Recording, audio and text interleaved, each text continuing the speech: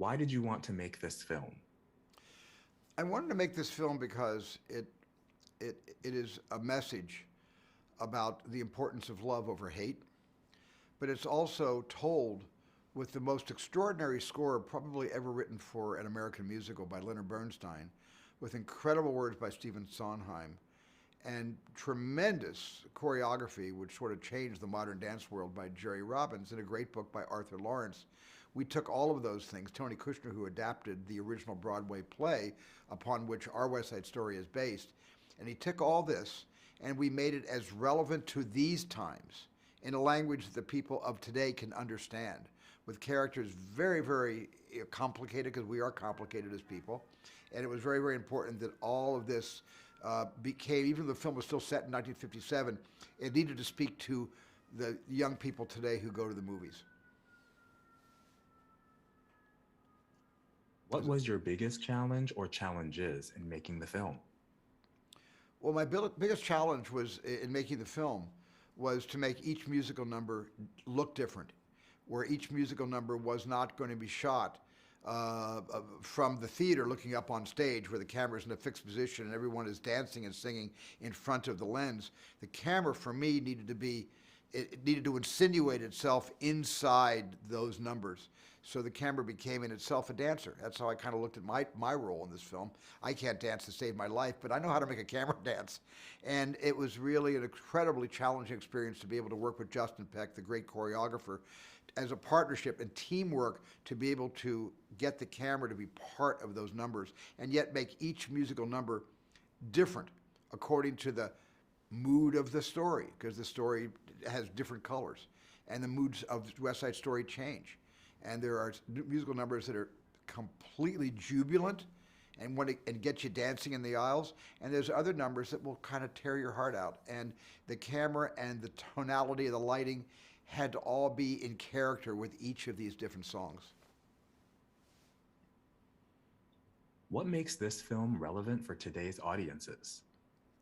Because love is always relevant for today's audiences, and division is so relevant today in the world we live in and in the country we live in.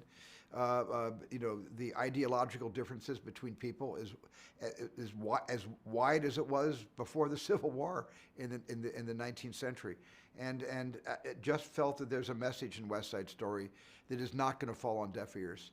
And that's why we thought this was the right time to tell the story, to bring the story out. And the story's never been in mothballs. It's not like it was in mothballs and we blew the dust off and made a new version of the original Broadway play. This story has been performed thousands of times on stage all over the world.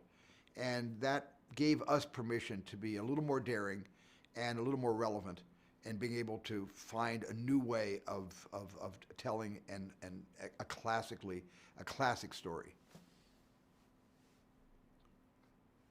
When selecting the cast, what qualities were the most important overall? What qualities were the most essential for each leading role? Maria, Tony, Anita, Bernardo, and Riff. Well, this is almost the longest casting I've ever done in a film. Schindler's List took a year to cast, and this took almost a year to cast as well. And the reason is because the difficulty factor of casting a musical is tenfold compared to casting a regular film without music, because these different performing artists, they need to sing, they need to dance, and they need to act. And they have to have that internal illumination, that kind of light that draws your attention to them without them dancing, singing, or acting. Just their existing in front of the camera needs to draw your interest. Those are four hats, and that's why it was really a challenge casting all these parts. In reimagining the property, what specifically did you and Tony Kushner wish to bring to the new film of West Side Story? Well, we wanted to bring to West Side Story the authenticity of the way people behave. We wanted to bring the West Side Story that people are complicated and that they're emotional, and sometimes we don't think before we act.